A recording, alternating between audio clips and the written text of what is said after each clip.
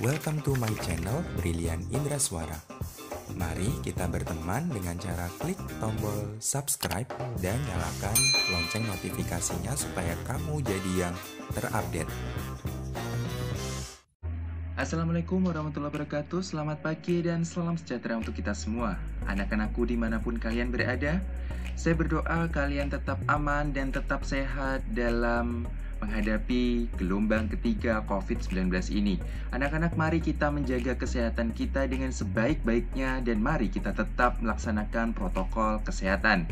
Anak-anak, kita kembali melaksanakan pembelajaran daring. Namun, karena pembelajaran daring ini juga merupakan hal penting dalam proses pembelajaran, mari kita laksanakan dengan penuh semangat dan penuh rasa tanggung jawab. Anak-anak, jika sebelumnya saya sudah menjelaskan di kelas tentang interaksi makhluk hidup dengan lingkungan, maka kali ini saya akan membahas tentang interaksi dalam ekosistem. Anak-anak, sebelumnya kalian sudah belajar tentang apa itu tingkatan organisasi dalam ekosistem, contohnya misalkan pengertian individu, populasi, ekosistem, komunitas, serta biosfer. Kali ini saya akan mengupas lebih dalam tentang interaksi dalam ekosistem itu sendiri. Nah, anak-anak, interaksi dalam ekosistem di sini ada dua jenisnya, yaitu proses makan dan dimakan, serta interaksi antar organisme itu sendiri. Jika pada interaksi makan dan dimakan itu dibagi menjadi tiga, yaitu rantai makanan, jaring-jaring makanan, serta piramida makanan. Tentunya kalian waktu di SD pernah diajarkan oleh guru kalian. Saya akan mengulas sedikit lagi dan memperdalam tentang apa itu rantai makanan, jaring-jaring makanan, dan piramida makanan. Serta interaksi antar organisme, contohnya adalah simbiosis, kompetisi, serta predasi. Anak-anak, fokus pembelajaran kita pada pagi hari ini yaitu rantai makanan serta piramida makanan. Sedangkan jaring-jaring makanan serta interaksi pada antar organisme akan kita bahas pada pertemuan yang selanjutnya. Langsung saja anak-anak, kemampuan organisme dalam menyusun makanannya, sebelumnya saya akan jelaskan terlebih dahulu apa kemampuan organisme itu dalam menyusun makanannya, supaya ketika saya nanti menjelaskan interaksi pada jaring-jaring makanan serta piramida makanan, kalian sudah paham akan istilah-istilahnya. Nah, organisme itu ada yang bernama autotrof, heterotrof, dan dekomposer. Saya akan bahas yang pertama yaitu autotrof. Autotrof adalah organisme yang bisa memasak makanan sendiri. Nah, arti kata memasak di sini bukan seperti kalian ya anak-anak, kalian kan bisa masak air, masak nasi, dan seterusnya. Bukan itu yang dimaksud. Jadi yang dimaksud autotrof memasak makanan sendiri itu adalah mereka dapat mengubah bahan anorganik menjadi bahan organik. Misalnya, mereka kan bisa mengubah cahaya matahari, dia ubah sedemikian rupa untuk mereka ubah jadi makanannya mereka, yaitu glukosa. Nah, jadi cahaya matahari tersebut merupakan bahan anorganik, mereka ubah menjadi glukosa yang merupakan bahan organik. Nah, biasanya organisme autotrof ini adalah organisme yang punya klorofil, ya. Biasanya dia punya zat hijau daun. Nah, seperti itu. Kemudian ada lagi organisme yang heterotrof, contohnya adalah herbivora, karnivora, serta omnivora. Herbivora adalah organisme yang memakan tumbuhan, sedangkan karnivora adalah organisme yang makan daging-dagingan, serta omnivora dia pemakan segalanya, tumbuhan bisa, kemudian daging-dagingan juga bisa. Selanjutnya ada dekomposer. Dekomposer adalah organisme yang menguraikan organisme yang sudah mati. Jadi, ketika organisme-organisme ini sudah mati, maka ketika dikubur atau ketika dibiarkan begitu saja, mereka akan terurai. Nah, siapa yang menguraikan? Yang menguraikan adalah dekomposer. Seperti itu anak-anak. Mereka bertiga ini adalah kemampuan masing-masing organisme dalam menyusun makanannya. Selanjutnya, kita bahas yang pertama yaitu rantai makanan. Rantai makanan yaitu peristiwa makan dan dimakan yang digambarkan secara skematis dalam bentuk garis lurus searah dan tidak bercabang. Nah, ini saya garis bawahi supaya kalian lebih memahami ya. Garis lurus searah. Nah, apa yang dimaksud dengan garis lurus searah? Contohnya seperti ini. Misalkan ada rumput dimakan belalang. Ya, ada rumput dimakan belalang, kemudian belalangnya dimakan burung, burungnya dimakan elang, seperti ini. Nah, ini merupakan salah satu contoh rantai makanan. Rantai makanan ini yang sebelumnya saya jelaskan yaitu bentuknya garis lurus tanpa ada percabangan. Nah, ini kan garisnya lurus ya, dari rumput ke belalang, belalang ke burung, burung ke elang. Nah, masing-masing organisme ini punya kemampuan seperti yang saya jelaskan tadi.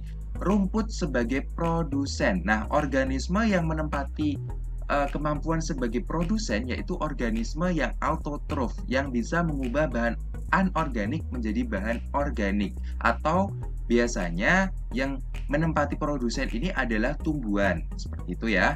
Jadi yang bisa memasak makanannya sendiri. Selanjutnya ada belalang, ada burung, serta ada elang. Mereka bertiga ini menempati posisi sebagai konsumen. Nah, kalau konsumen ini adalah organisme yang tidak bisa memasak makanan sendiri, dia bergantung pada organisme lain, ya. Jadi belalang, burung, elang ini merupakan konsumen karena dia tidak bisa membuat makanan sendiri, dia bergantung pada organisme lain. Nah, belalang ini menempati posisi sebagai konsumen pertama, ya, konsumen pertama. Biasanya organisme yang menempati konsumen pertama merupakan organisme yang herbivora, ya anak-anak. Jadi belalang, saya ingatkan sekali lagi, dia menempati sebagai konsumen pertama. Biasanya konsumen pertama ini merupakan organisme yang herbivora. Nah, kalau rumput sebagai produsen, produsen itu biasanya organisme yang autotrof, seperti itu. Nah, selanjutnya burung di sini sebagai konsumen kedua. Konsumen kedua merupakan konsumen yang memakan konsumen pertama. Nah, seperti itu. Biasanya konsumen kedua dan konsumen ketiga ini merupakan organisme yang karnivora. Seperti itu anak-anak. Nah, saya ingatkan sekali lagi, jadi burung sebagai konsumen kedua karena dia memakan konsumen pertama, sedangkan elang dia konsumen ketiga karena dia memakan konsumen kedua, seperti itu. Saya beri contoh yang lain. Contohnya misalkan ada ini wortel. Wortel dimakan oleh kelinci.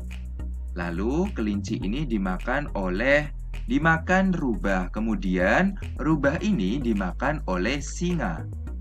Nah, jadi di sini ada rantai makanan, bentuknya garis lurus tanpa percabangan.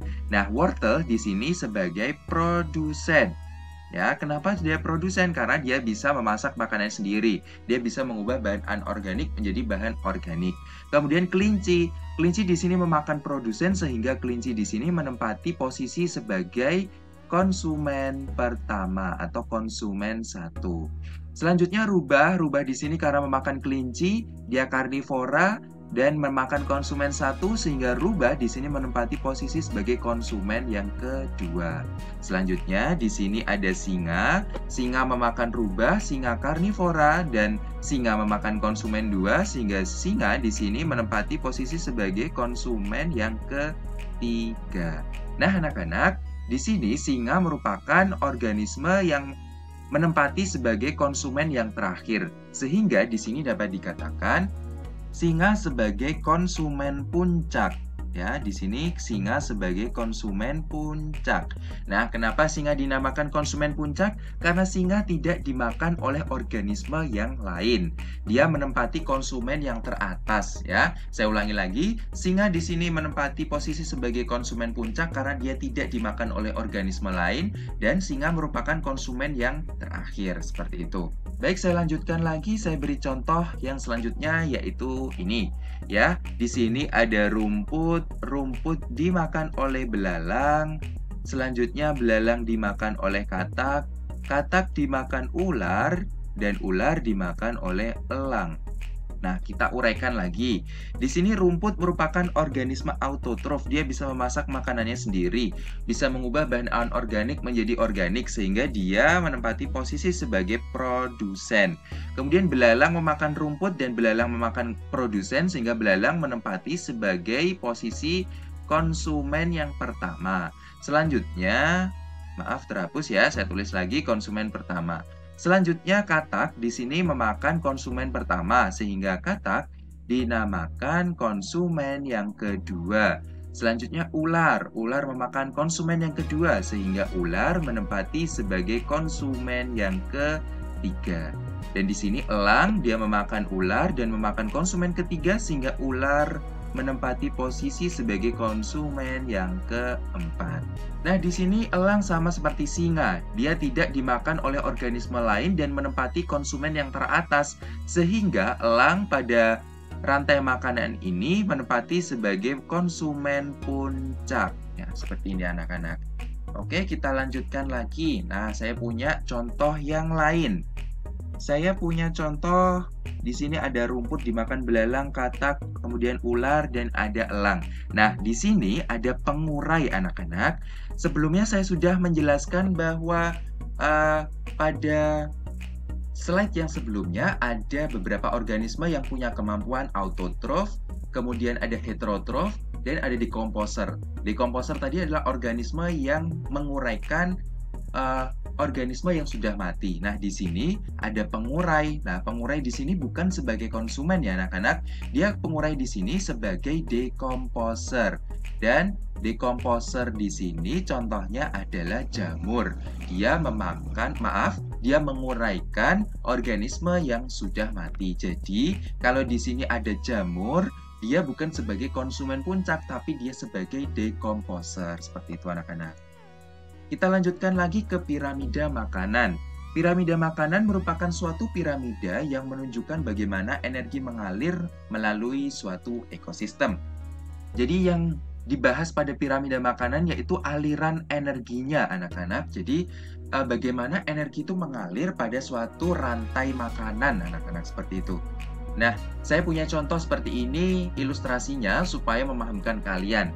Di sini yang contoh yang pertama yang atas ini ya anak-anak, yang nomor 1. Di sini nomor 2, sini nomor 3. Saya jelaskan yang nomor 1 dulu. Di sini ada sebuah rantai makanan, misalkan ada padi kemudian dimakan manusia. Nah, padi ini dapat bertahan hidup karena padi sebagai organisme yang autotrof. Dia dapat mengubah bahan anorganik menjadi bahan organik. Nah, di sini padi mendapat energi dari matahari sebesar 100 kalori ya, sebesar 100 kalori. Sedangkan si matahari ini sebenarnya mempunyai energi 1000 kalori. Padi dapat menyerap hanya 100 kalori saja atau 10% dari energi matahari. Nah, kemana yang 90%-nya? 90%-nya itu dikeluarkan dalam bentuk panas atau kalor. Kemudian manusia memakan padi. Nah, padi di sini punya 100 kalori, sedangkan manusia hanya dapat memanfaatkan energi dari padi hanya 10 kalori saja, atau 10% dari 100 kalori. Yang 90% atau yang 90-nya kemana? 90-nya keluar dalam bentuk panas, seperti itu anak-anak. Kita ke contoh yang kedua. Yang kedua ada alfalfa. Alfalfa ini menyerap energi matahari sebesar 100 kalori saja, sedangkan matahari sebenarnya punya energi sebesar 1000 kalori, yang diserap hanya 10%-nya saja. Kemudian alfalfa ini dimakan oleh lembu. Lembu hanya mendapatkan 10 kalori saja atau 10%-nya. Yang 90% hilang dalam bentuk panas. Kemudian manusia memakan lembu, lembu menyediakan 10%, lembu menyediakan 10 kalori, sedangkan manusia dapat menyerap hanya 1 kalori saja atau 10% dari 10 kalori. Yang 90% keluar dalam bentuk panas. Kemudian di bawahnya yang nomor 3 ada rumput dimakan belalang. Belalang dimakan katak, kemudian katak dimakan ikan gabus, dan ikan gabus dimakan manusia. Masing-masing organisme ini hanya menyerap energi dari yang dimakan hanya 10% saja. 10% saja, belalang dapat 10%, katak juga, ikan gabus dapat 10%, dan manusia dapat 10% juga. Nah, dapat kalian lihat anak-anak, semakin panjang rantainya, maka energi yang didapatkan semakin kecil ya. Saya ulangi lagi, semakin panjang rantai makanannya, maka energi yang didapatkan semakin kecil sehingga luasan dari energi yang didapatkan juga semakin kecil juga. Sehingga apabila digambarkan bentuknya seperti piramida seperti ini anak-anak. Seperti yang saya jelaskan tadi. Jadi kenapa kok bentuknya piramida? Karena aliran energi yang didapatkan juga semakin kecil, yang 90% hilang dalam bentuk kalor atau panas. Jadi misalkan si padi ini menyediakan 100 kalori. Kemudian kemudian yang ini belalang dapat menyerap padi energinya hanya 10 kalori saja. Kemudian katak hanya menyerap 1 kalori saja.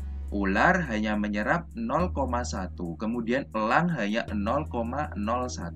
Dapat kita lihat angkanya semakin ke atas kan semakin kecil, sehingga luasan energi yang didapat juga semakin kecil juga. Jadi, kenapa bentuknya piramida seperti yang saya jelaskan tadi anak-anak. Seperti itu ya. Jadi, piramida makanan ini merupakan bentuk lain dari rantai makanan. Dia menunjukkan aliran sebuah energi. Jadi seperti itu anak-anak. Ya, dapat kalian pahami ya. Jadi yang bawah sendiri ini merupakan produsennya. Kemudian atasnya ini konsumen 1. Atasnya lagi konsumen 2. Atasnya lagi konsumen 3. Dan yang terakhir adalah konsumen 4 di contoh saya ini. Ya. Dan konsumen 4 ini sebagai konsumen puncaknya karena tidak ada yang memakan lagi. Seperti itu anak-anak ya.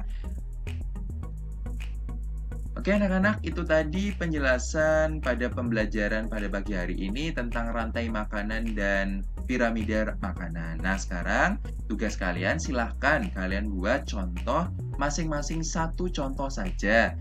Rantai makanan 1, kemudian piramida makanan 1 ya. Saya ulangi lagi, kalian buat contoh dari rantai makanan 1, kemudian piramida makanan 1. Kalian tulis di buku tugas kalian. Jangan lupa di atasnya kalian tulis nama kelas dan nomor absen kalian. Kalau sudah, kalian foto dan kirim ke link tugas hari ini. Anak-anak, untuk pembelajaran pada pagi hari ini saya cukupkan sekian. Kurang lebihnya saya mohon maaf. Wassalamualaikum warahmatullahi wabarakatuh.